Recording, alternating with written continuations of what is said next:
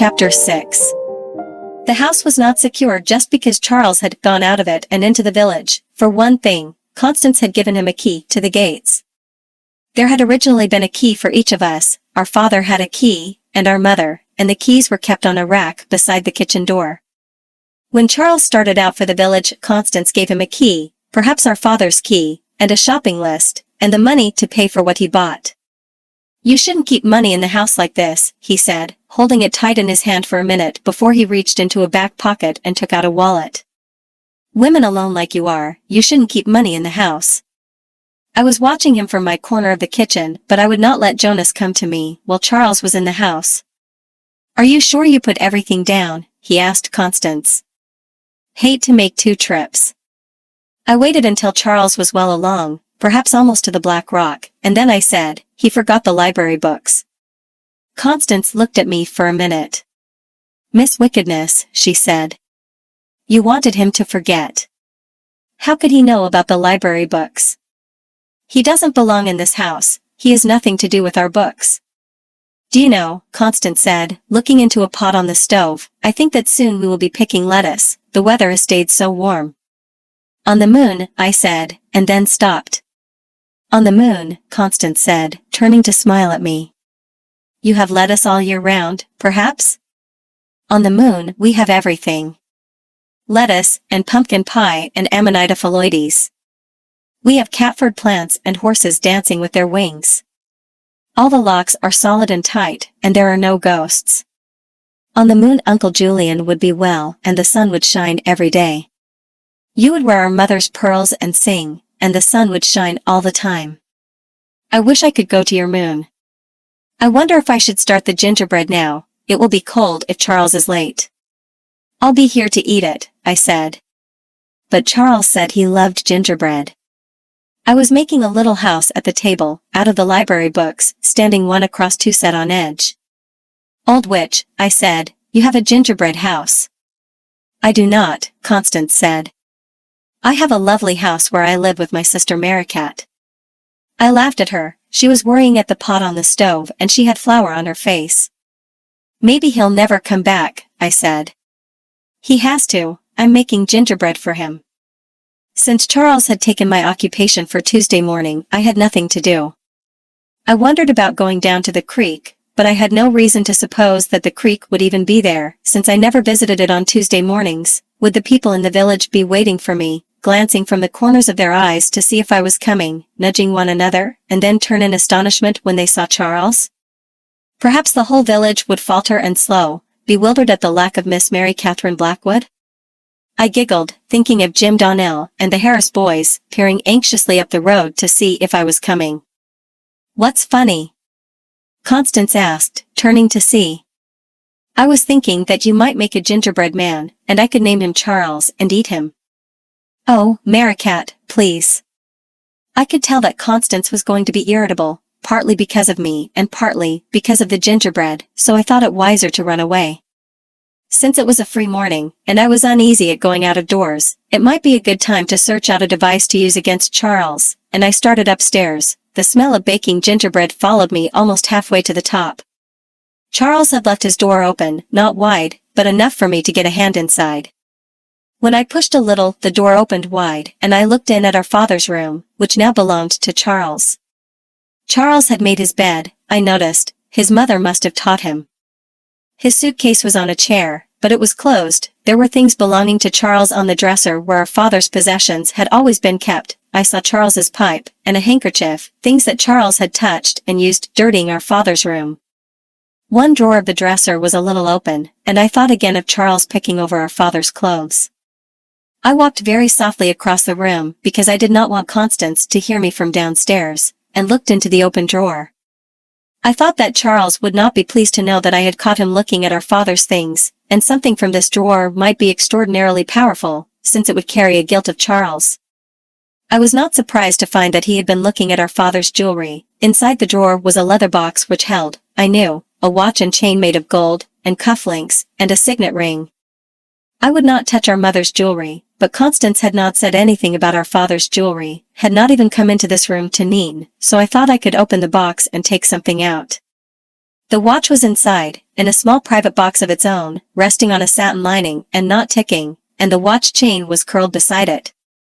I would not touch the ring. The thought of a ring around my finger always made me feel tied tight, because rings had no openings to get out of, but I liked the watch chain, which twisted and wound around my hand when I picked it up. I put the jewelry box carefully back inside the drawer and closed the drawer and went out of the room and closed the door after me, and took the watch chain into my room, where it curled again into a sleeping gold heap on the pillow. I had intended to bury it, but I was sorry when I thought how long it had been there in the darkness in the box in our father's drawer, and I thought that it had earned a place up high, where it could sparkle in the sunlight, and I decided to nail it to the tree where the book had come down. While Constance made gingerbread in the kitchen, and Uncle Julian slept in his room, and Charles walked in and out of the village stores, I lay on my bed and played with my golden chain. "That's my brother's gold watch chain," Uncle Julian said, leaning forward curiously. "I thought he was buried in it." Charles's hand was shaking as he held it out. I could see it shaking against the yellow of the wall behind him. "In a tree," he said, and his voice was shaking too. "I found it nailed to a tree, for God's sake." "What kind of a house is this?" "It's not important," Constance said. "Really, Charles, it's not important." "Not important?" "Connie, this thing's made of gold. But no one wants it." "One of the links is smashed," Charles said, mourning over the chain. "I could have worn it. What a hell of a way to treat a valuable thing." "We could have sold it," he said to Constance. "But why?" "I certainly did think he was buried in it," Uncle Julian said. "He was never a man to give things away easily. I suppose he never knew they kept it from him." "It's worth money," Charles said, explaining carefully to Constance. "This is a gold watch chain, worth possibly a good deal of money. Sensible people don't go around nailing this kind of valuable thing to trees. Lunch will be cold if you stand there worrying." "I'll take it up and put it back in the box where it belongs," Charles said. No one but me noticed that he knew where it had been kept. "Later," he said, looking at me, "we'll find out how it got on the tree." "Merricat put it there," Constance said. "Please do come to lunch." "How do you know?" "About Mary? She always does." Constance smiled at me. "Silly Merricat." "Does she indeed?" said Charles. He came slowly over to the table, looking at me. "He was a man very fond of his person," Uncle Julian said. "Given to adorning himself, and not overly clean." It was quiet in the kitchen. Constance was in Uncle Julian's room, putting him to bed for his afternoon nap. Where would poor cousin Mary go if her sister turned her out? Charles asked Jonas, who listened quietly. What would poor cousin Mary do if Constance and Charles didn't love her? I cannot think why it seemed to me that I might simply ask Charles to go away. Perhaps I thought that he had to be asked politely just once. Perhaps the idea of going away had just not come into his mind, and it was necessary to put it there. I decided that asking Charles to go away was the next thing to do, before he was everywhere in the house and could never be eradicated. Already the house smelled of him, of his pipe and his shaving lotion, and the noise of him echoed in the rooms all day long. His pipe was sometimes on the kitchen table and his gloves or his tobacco pouch or his constant boxes of matches were scattered through our rooms. He walked into the village each afternoon and brought back newspapers which he left lying anywhere, even in the kitchen where Constance might see them. A spark from his pipe had left a tiny burn on the rose brocade of a chair in the drawing room. Constance had not yet noticed it, and I thought not to tell her because I hoped that the house, injured, would reject him by itself. Constance, I asked her on a bright morning. Charles had been in our house for 3 days then, I thought. Constance, has he said anything yet about leaving? She was increasingly cross with me when I wanted Charles to leave, always before Constance had listened and smiled, and only been angry when Jonas and I had been wicked, but now she frowned at me often, as though I somehow looked different to her. I've told you, she said to me, I've told you, and told you that I won't hear any more silliness about Charles. He is our cousin, and he has been invited to visit us, and he will probably go when he is ready. He makes Uncle Julian sicker. He's only trying to keep Uncle Julian from thinking about sad things all the time. And I agree with him. Uncle Julian should be cheerful. Why should he be cheerful if he's going to die? I haven't been doing my duty, Constance said. I don't know what that means. I've been hiding here, Constance said slowly, as though she were not at all sure of the correct order of the words. She stood by the stove in the sunlight with color in her hair and eyes and not smiling, and she said slowly, I have let Uncle Julian spend all his time living in the past and particularly reliving that one dreadful day. I have let you run wild. How long has it been since you combed your hair? I could not allow myself to be angry, and particularly not angry with Constance, but I wished Charles dead. Constance needed guarding more than ever before, and if I became angry and looked aside, she might very well be lost. I said very cautiously, on the moon. On the moon, Constance said, and laughed unpleasantly. It's all been my fault, she said. I didn't realize how wrong I was, letting things go on, because I wanted to hide. It wasn't fair to you, or to Uncle Julian. And Charles is also mending the broken step? Uncle Julian should be in a hospital, with nurses to take care of him. And you, she opened her eyes wide suddenly, as though seeing her old Merricat again, and then she held out her arms to me. Oh, Merricat, she said, and laughed a little. Listen to me scolding you, how silly I am. I went to her and put my arms around her. I love you, Constance. You're a good child, Merricat, she said. That was when I left her and went outside to talk to Charles. I knew I would dislike talking to Charles, but it was almost too late to ask him politely, and I thought I should ask him once. Even the garden had become a strange landscape with Charles's figure in it. I could see him standing under the apple trees, and the trees were crooked and shortened beside him. I came out the kitchen door and walked slowly toward him. I was trying to think charitably of him, since I would never be able to speak kindly until I did, but whenever I thought of his big white face grinning at me across the table or watching me whenever I moved, I wanted to beat at him until he went away. I wanted to stamp on him after he was dead, and see him lying dead on the grass. So I made my mind charitable toward Charles and came up to him, slowly. Cousin Charles? I said, and he turned to look at me. I thought of seeing him dead. Cousin Charles? Well? I had decided to ask you please to go away. All right, he said. You asked me. Please will you go away? No, he said. I could not think of anything further to say. I saw that he was wearing our father's gold watch chain, even with the crooked link, and I knew without seeing that our father's watch was in his pocket. I thought that tomorrow he would be wearing our father's signet ring, and I wondered if he would make Constance put on our mother's pearls. You stay away from Jonas, I said. As a matter of fact, he said, come about a month from now. I wonder who will still be here. You, he said, or me. I ran back into the house and straight up to our father's room, where I hammered with a shoe at the mirror over the dresser until it cracked across. Then I went into my room and rested my head on the windowsill and slept. I was remembering these days to be kinder to Uncle Julian. I was sorry, because he was spending more and more time in his room, taking both his breakfast and his lunch on a tray and only eating his dinners in the dining room under the despising eye of Charles. Can't you feed him or something? Charles asked Constance. He's got food all over himself. I didn't mean to, Uncle Julian said, looking at Constance. Ought to wear a baby bib, Charles said, laughing. While Charles sat in the kitchen in the mornings eating hugely of ham and potatoes and fried eggs and hot biscuits and donuts and toast, Uncle Julian drowsed in his room over his hot milk, and sometimes when he called to Constance, Charles said, tell him you're busy. You don't have to go running every time he wets his bed, he just likes being waited on. I always had my breakfast earlier than Charles on those sunny mornings, and if he came down before I finished, I would take my plate out and sit on the grass under the chestnut tree. Once I brought Uncle Julian a new leaf from the chestnut tree and put it on his windowsill. I stood outside in the sunlight and looked in at him lying still in the dark room and tried to think of ways I might be kinder. I thought of him lying there alone dreaming old Uncle Julian dreams, and I went into the kitchen and said to Constance, will you make Uncle Julian a little soft cake for his lunch?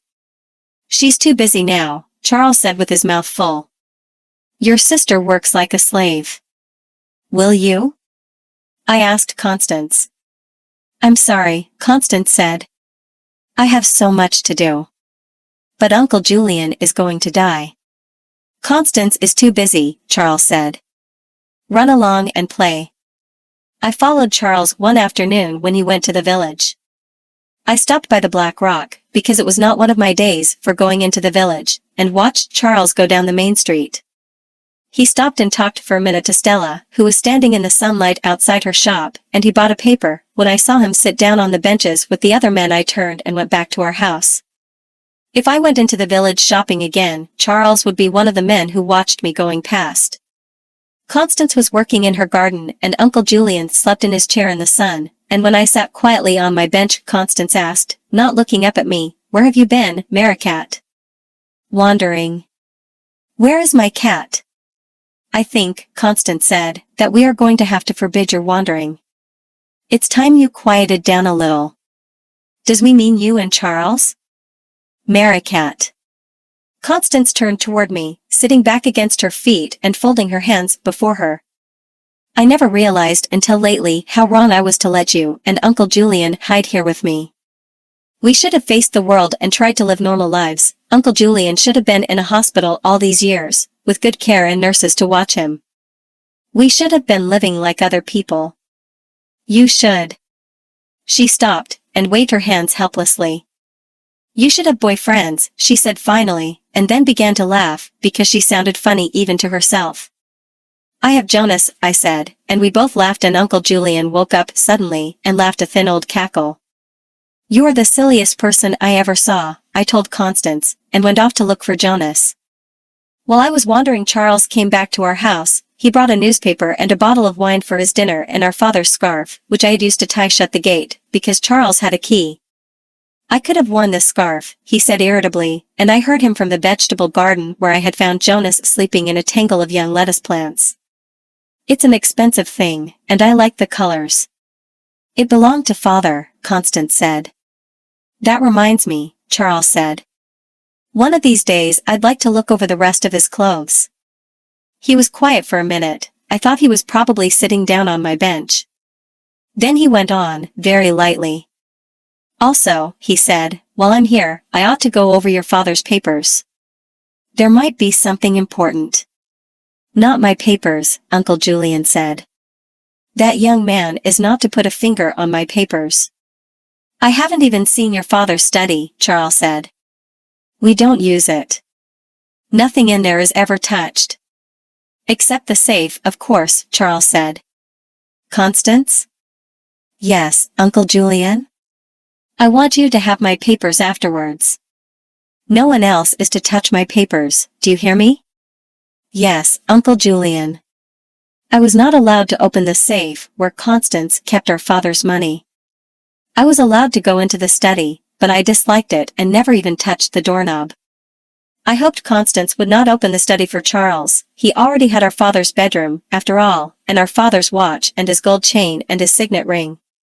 I was thinking that being a demon and a ghost must be very difficult, even for Charles. If he ever forgot, or let his disguise drop for a minute, he would be recognized at once and driven away. He must be extremely careful to use the same voice every time, and present the same face and the same manner without a slip. He must be constantly on guard against betraying himself. I wondered if he would turn back to his true form when he was dead. When it grew cooler and I knew that Constance would be taking Uncle Julian indoors, I left Jonas asleep on the lettuce plants and came back into the house. When I came into the kitchen, Uncle Julian was poking furiously at the papers on his table, trying to get them into a small heap, and Constance was peeling potatoes. I could hear Charles moving around upstairs, and for a minute the kitchen was warm and glowing and bright. "Jonas is asleep in the lettuce," I said. "There is nothing I like more than cat fur in my salad," Constance said amiably. "It is time that I had a box," Uncle Julian announced. He sat back and looked angrily at his papers. "They must all be put into a box, this very minute." "Constance?" "Yes, Uncle Julian, I can find you a box. If I put all my papers in a box and put the box in my room, then that dreadful young man cannot touch them." "He is a dreadful young man, Constance." "Really, Uncle Julian, Charles is very kind." "He is dishonest. His father was dishonest. Both my brothers were dishonest. If he tries to take my papers, you must stop him. I cannot permit tampering with my papers, and I will not tolerate intrusion. You must tell him this, Constance. He is a bastard." "Uncle Julian, in a purely metaphorical sense, I assure you. Both my brothers married women of very strong will. That is merely a word used, among men, my dear. I apologize for submitting you to such a word, to categorize an undesirable fellow.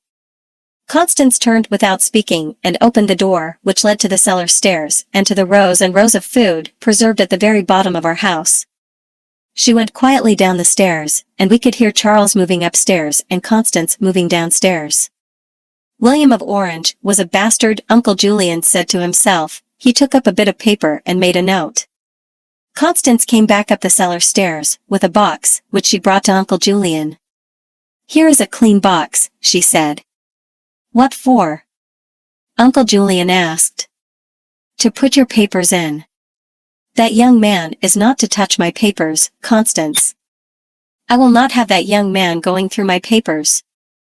"This is all my fault," Constance said, turning to me. "He should be in a hospital." "I will put my papers in that box, Constance, my dear, if you will be kind enough to hand it to me." "He has a happy time," I said to Constance. "I should have done everything differently. It would certainly not be kind to put Uncle Julian in a hospital. But I'll have to if I—" and Constance stopped suddenly, and turned back to the sink and the potatoes. "Shall I put walnuts in the applesauce?" she asked. I sat very quietly, listening to what she had almost said. Time was running shorter, tightening around our house, crushing me. I thought it might be time to smash the big mirror in the hall, but then Charles's feet were coming heavily down the stairs and through the hall and into the kitchen. Well, everybody's here," he said. "What's for dinner?" That evening Constance played for us in the drawing room, the tall curve of her harp making shadows against our mother's portrait and the soft notes falling into the air like petals. She played Over the Sea to Sky and Flow Gently, Sweet Afton and I Saw a Lady, and other songs our mother used to play, but I never remember that our mother's fingers touched the strings so lightly with such a breath of melody. Uncle Julian kept himself awake, listening and dreaming, and even Charles did not quite dare to put his feet on the furniture in the drawing room, although the smoke from his pipe drifted against the wedding cake ceiling and he moved restlessly while Constance played. "A delicate touch," Uncle Julian said once. All the Blackwood women had a gifted touch. Charles stopped by the fireplace to knock his pipe against the grate. "Pretty," he said, taking down one of the Dresden figurines. Constance stopped playing and he turned to look at her. "Valuable?" "Not particularly," Constance said. "My mother liked them." Uncle Julian said, "My particular favorite was always Bluebells of Scotland." "Constance, my dear, would you—" "No more now," Charles said. "Now Constance and I want to talk, Uncle. We've got plans to make."